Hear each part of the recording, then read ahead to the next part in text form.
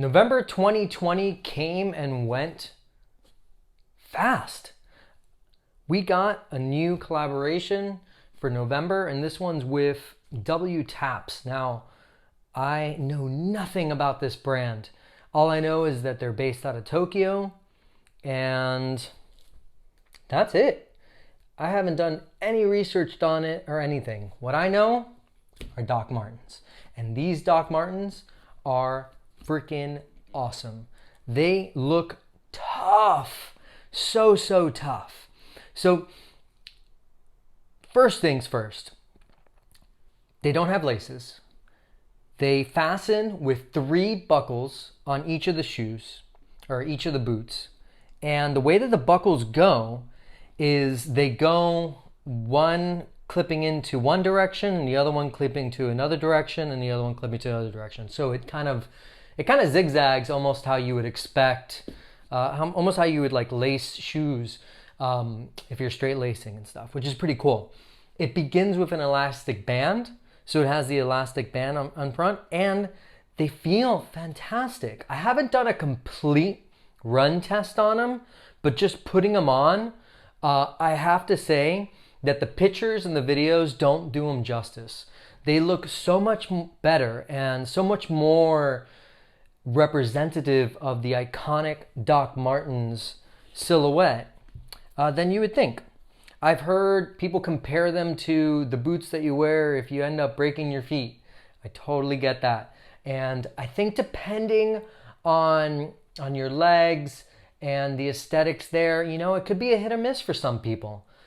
For me, I have very slim legs. They're kind of spidery and very long, very thin ankles. And with that, they even work, even though how chunky they kind of look. So WTAPS, we get some call outs here to the brand. And my favorite, and I think that this is what really separates it, and once you look at it as a whole, you don't think that this is a medical shoe. It's the exposed cap toe. Now, of course, this is not a safety cap toe. This is just for fashion, as most of the modern Doc Martens are. If you do need a safety shoe, you want to go to the Doc Martens industrial line, which they don't really, some of the stores don't have them, they don't have them on display, because right now it's, you know, ever since Doc Martens kind of revitalized, it's become a fashion forward foot brand, and that's worked for them. And throughout even 2020, they're showing a 50% increase on profits, which is fantastic. So if you are able to get into that IPO, I know if I'm able to, I'm gonna definitely be buying stock. So other call outs here on the side, it has text, and the text reads spec WT VUA spec 201 205 fabrication WTAPS visual you pour more, I don't know, and then some coordinates. So 35 40 11.6 north 139 42 80 no 32.4 east urban territory Tokyo, Japan. If I had to guess, that is the coordinates for Japan. Please somebody correct me. Maybe I'll look it up later and then go ahead and drop it in the details here.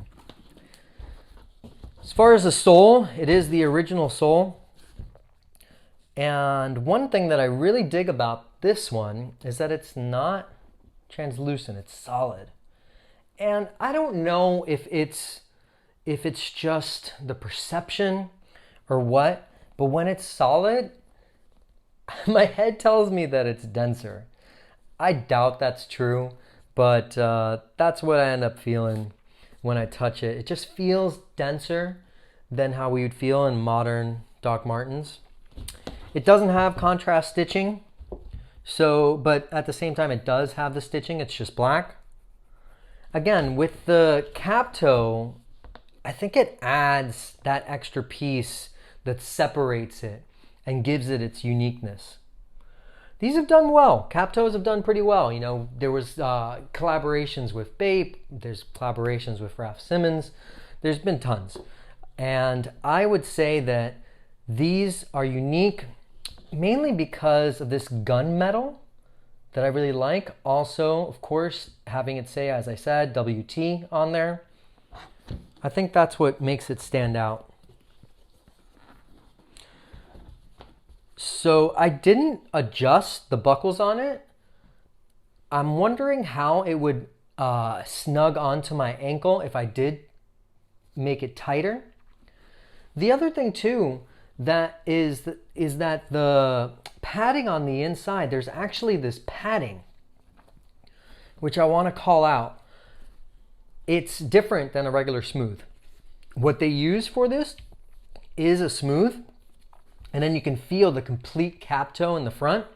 But inside, it's got this padding almost that you would expect in like a moon boot or something like that. But it's quite comfy, and I think it really needs it. I'm wondering if that balances off the smooth leather and the stiffness, and why they were just kind of instantly comfortable. But, you know, with modern Doc Martens, I gotta say that if they aren't instantly comfortable for you, they've worked so hard at this. Maybe it's a different style you need to look at, or maybe a different size. Make sure it's snug, and you're usually good to go. I mean, break-in is not really much of an issue anymore. And I want to repeat what I've said in the past. Don't shortcut breaking in. Basically, what you're shortcutting is the life of the boot. So if it doesn't work, if the shoe doesn't fit, don't wear it. And if it fits, then wear it. That's my advice across the board. So the WTAPS 60th anniversary collaboration with Doc Martens for November 2020. Only got one more month left. Really excited about those masterminds. Oh, spoilers. But this is coming out after they were announced. So, or maybe even after they're released. We'll see. Depends on when I get to the editing. Anyways, I really appreciate all the new followers and subscribers. I haven't been posting as much as lately, but I definitely have a backlog, and I'm going to catch up, and I have a lot of fun with this. So keep it coming. I enjoy your comments. I enjoy the conversations. Definitely look for the Doc Martens group on Facebook if you want to talk more. It's not my group, but it's a group that I participate in. It's got, I think, over 27,000 followers right now, so good plug for them. Another last thing to kind of note on this is that these were $280 in the US, which was higher than I expected for a made in Asia. Most of the collaborations that were made in Asia were under 200, and I'm wondering it's because of the cushioning or because of the licensing. I think that's where it ends up falling. Just like we had the Yamamotos at a whopping, I think it was $810 US, and that's all licensing. It's all based on the contract with these higher end brands. So I assume that that's what they ended up calling for with these. And you know, if you love them and you got them, enjoy. If you got on this video to see how they would look, just a more detailed view and actual life versus marketing, awesome.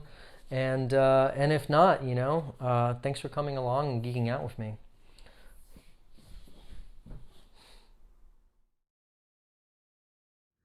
How do you adjust the buckles? So I thought this was really cool.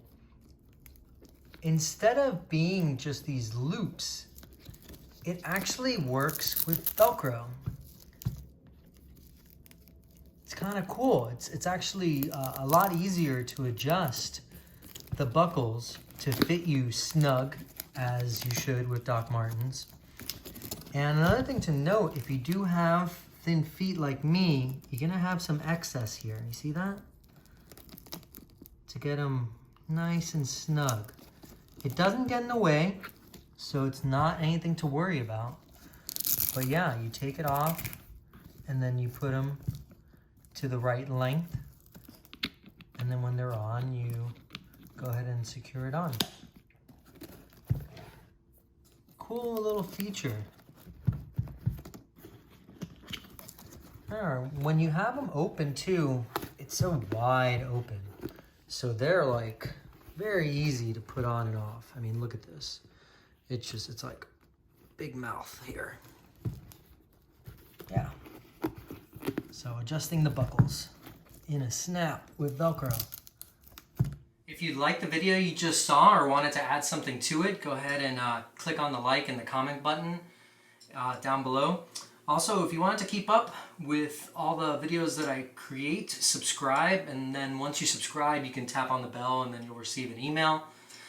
So you're always kind of in the know. I mean, you watched it, right? So I guess you liked it. You gotta tell the, algorithms what to show other people and what people are interested in. And besides that, I need validation. I need to know that I'm making something that people actually enjoy and want me to continue making more of, right? What do you think, Cherry? Yeah? Think they should do it? Yeah, she thinks so.